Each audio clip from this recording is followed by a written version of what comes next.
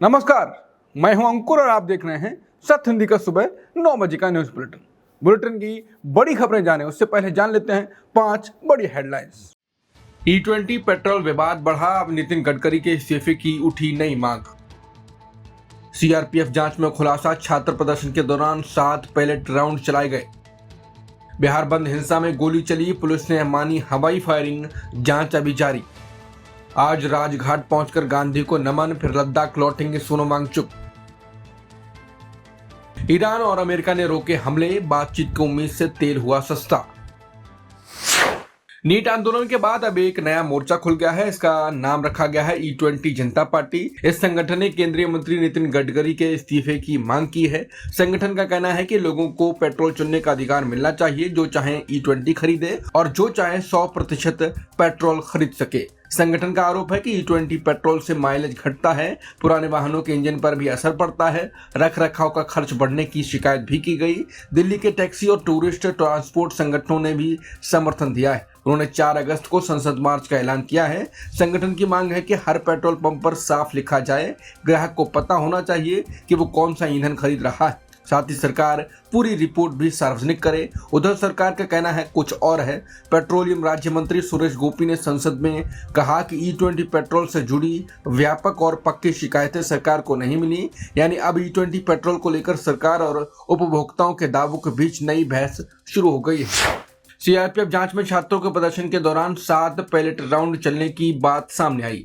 20 जुलाई को संसद मार्च के दौरान यह बड़ा खुलासा हुआ। इंडियन एक्सप्रेस की रिपोर्ट में कहा गया है कि सूत्रों के मुताबिक एक आरएएफ जवानों ने 7 पैलेट राउंड दागे। इनमें 5 राउंड प्रदर्शनकारियों को लगे, जबकि 2 राउंड जमीन पर लगे। इस प्रदर्शन में कई लोग घायल हुए थे। एक छात्र, एक पत्रकार और एक अन्य युवक का अस्पताल में इलाज हुआ था। उन्हें पैलेट लगने की चोटें आई थी। सूत्रों का कहना है कि प्रदर्शनकारियों ने पहले सुरक्षा बलों पर हमला किया, पथराव भी किया, इसके बाद पैलेट गन चलाई गई। उधर सीआरपीएफ ने कहा कि अब आंदोलन खत्म हो चुका है, इसलिए पूरी घटना का पेशेवर तरीके से आकलन किया जाएगा। अंतिम रिपोर्ट के बाद ही बल अपना आधिकारिक पक्ष बताएगा। नीट पेपर लीक और दिल्ली में छात्र प्रदर्शन पर पुलिस कार्रवाई के विरोध में शनिवार को बिहार बंद के दौरान सीवान में हिंसा हुई। अब पुलिस ने हवाई फायरिंग की बात स्वीकार की है। पुलिस का कहना है कि प्रदर्शनकारियों ने जवानों पर हमला किया, पथराव भी हुआ। इसके बाद हालात संभालने के लिए फायरिंग करनी पड़ी। पुलिस के मुताबिक लंबी दूरी के हथियारों से 4 राउंड चले, पिस्टल से 3 राउंड भी दागे गए। बाकी गोलियां कहां से चली, इसका जांच हो रही है। इस हिंसा में 3 लोगों को गोली लगी, कई पुलिसकर्मी भी घायल हुए। एसपी पूरन कुमार झा भी चोटिल हुए। गोली लगने वाले एक युवक ने अलग दावा किया। उसने कहा कि वो प्रमाण पत्र बनवाने आया था, तभी उसके पैर में गोली लग गई। पुलिस का कहना है कि एक युवक को पुलिस फायरिंग में गोली लग गई, लेकिन बाकी 2 मामलों की जांच अभी जारी है। हिंसा में 19 सरकारी और एक निजी वाहन क्षतिग्रस्त हुए। पुलिस ने 423 लोगों को हिरासत में लिया है। 58 पुलिसकर्मी घायल होने की बात कही गई है। एहतियात के तौर पर सीवान में 24 घंटे इंटरनेट सेवाएं भी बंद रहीं। पुलिस का कहना है कि पूरी घटना की जांच के बाद आगे की कार्रवाई होगी। सोनम वांगचुक को आज वेदांता अस्पताल से छुट्टी मिल जाएगी। छुट्टी के बाद वो सबसे पहले राजघाट जाएंगे, वहां महात्मा गांधी को श्रद्धांजलि देंगे। इसके बाद वो लद्दाख के लिए रवाना होंगे। यहां से उनकी इस आंदोलन की शुरुआत भी हुई थी। 28 जून को उन्होंने पहले राजघाट जाकर बापू को नमन किया था, फिर जंतर मंतर पहुंचकर आमरण अनशन शुरू किया था। वो नीट परीक्षा में गड़बड़ियों के खिलाफ छात्रों के समर्थन में बैठे थे। छात्र आंदोलन की सफलता के बाद सोनम वांगचुक की पत्नी डॉक्टर गीतांजलि जे आंगमो की सोशल मीडिया पोस्ट विवादों में आ गई। आंदोलन को सनातन धर्म से जोड़ने वाली उनकी टिप्पणी की सोशल मीडिया पर आलोचना हुई। इसके बाद उन्होंने सफाई देते हुए नया पोस्ट किया। उन्होंने कहा कि धर्म और अध्यात्म को एक नहीं समझना चाहिए। उनके मुताबिक धर्म से प्रभावित राजनीति लोगों को बांट सकती है, जबकि अध्यात्म से प्रेरित राजनीति लोगों को जोड़ती है। गीतांजलि ने कहा कि सनातन धर्म भारतीय सभ्यता की बुनियाद है और इसे किसी संकीर्ण धार्मिक या राजनीतिक दायरे में नहीं देखा जाना चाहिए। उन्होंने अपने पहले पोस्ट का बचाव करते हुए कहा कि उनका आशय आध्यात्मिक मूल्यों से था, न कि किसी धर्म विशेष की राजनीति से। उन्होंने अरविंदो के कथन का हवाला देते हुए कहा कि भारत का उत्थान सनातन धर्म के मूल्यों के उत्थान से जुड़ा है और सनातन जीवन जीने का एक तरीका है। दरअसल डॉक्टर गीतांजलि ने 25 जुलाई को युवा आंदोलन की जीत को लेकर एक पोस्ट किया था, जिसमें उन्होंने इस आंदोलन को सनातन धर्म से जोड़ा। इसके खिलाफ लोगों ने प्रतिक्रिया देते हुए कहा कि आंदोलन देश भर के युवाओं का था, न कि किसी धर्म विशेष से जुड़ा हुआ। गीतांजलि ने अपने पोस्ट में कहा था कि अगर किसी ने दुनिया को ये दिखाया है कि भारत का विश्वगुरु होना वास्तव में क्या मायने रखता है तो वो हमारे जैन जी हैं। उन्होंने सनातन पर उपदेश नहीं दिए बल्कि इसे जिया है। केंद्रीय शिक्षा मंत्री के इस्तीफे और जंतर मंतर पर सीजेपी के आंदोलन समाप्त होने के बाद महाराष्ट्र सरकार के मंत्री और शिवसेना नेता संजय शिरसाट पुणे में सीजेपी संस्थापक अभिजीत दीपके के घर पहुंचे। उन्होंने दीपके के माता पिता से मुलाकात की और कहा कि उनका परिवार से पुराना संबंध है। शिरसाट ने बताया कि आंदोलन के दौरान वो जानबूझकर नहीं आए क्योंकि उनकी मौजूदगी को राजनीतिक दबाव बनाने की कोशिश के तौर पर देखा जा सकता था। उन्होंने कहा कि अभिजीत दीपके के माता पिता साधारण लोग हैं और उन्हें आज भी यकीन नहीं हो रहा कि उनका बेटा पूरे देश में मशहूर हो चुका है। शिरसाट ने यह भी कहा कि केंद्र सरकार ने आंदोलन की मुख्य मांगों का समर्थन किया है और जल्द ही पेपर लीक पर सबसे सख्त सजा का प्रावधान करने वाला नया कानून लाया जाएगा। असम मंत्री की बेटी के छात्रों के प्रदर्शन में शामिल होने से सियासत गर्मा गई। गुवाहाटी में छात्रों के समर्थन में एक प्रदर्शन हुआ। प्रदर्शन में धर्मेंद्र प्रधान के इस्तीफे की मांग उठी।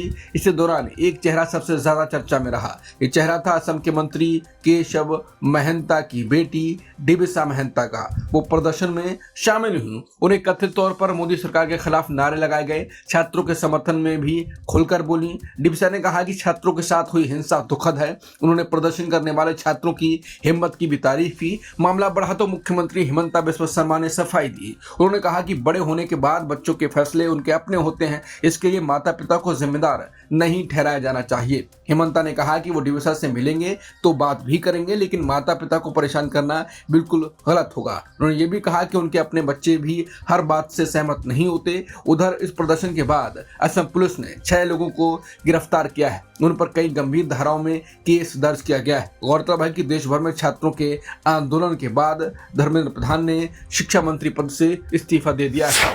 परीक्षा सुधार की जिम्मेदारी अब आधार बनाने वाले नंदन नीलेकणी संभालेंगे। केंद्र सरकार ने नंदन नीलेकणी को नई जिम्मेदारी दी है। वो परीक्षा सुधार के लिए बनी टास्क फोर्स की अगुवाई करेंगे। सरकार को उनसे बड़े बदलाव की उम्मीद है। नंदन नीलेकणी देश के जाने माने टेक्नोलॉजी विशेषज्ञ हैं। वो इन्फोसिस के संस्थापकों में भी शामिल रहे। कंपनी को दुनिया भर में पहचान दिलाने में उनकी बड़ी भूमिका रही।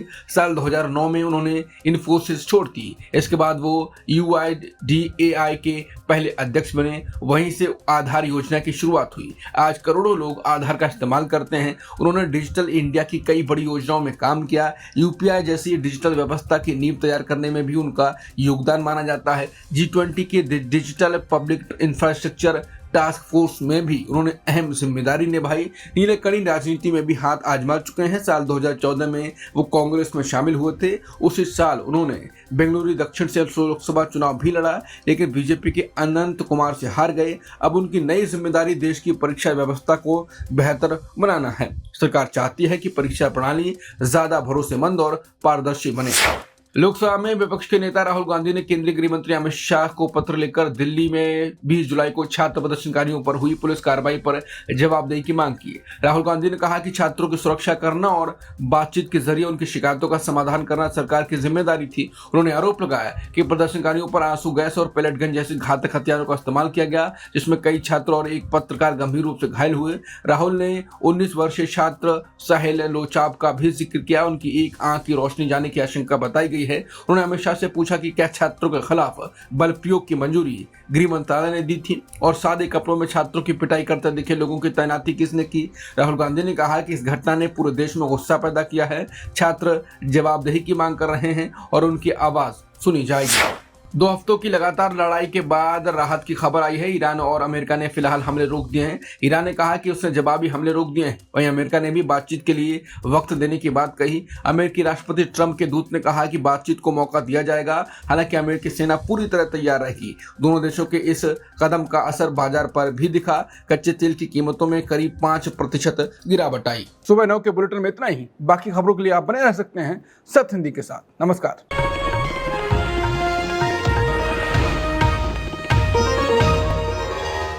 Copyright disclaimer under Section 107 of the Copyright Act 1976. Allowance is made for fair use for purposes such as criticism, comment, news reporting, scholarship, and research. Fair use is a use permitted by copyright statute that might otherwise be infringing.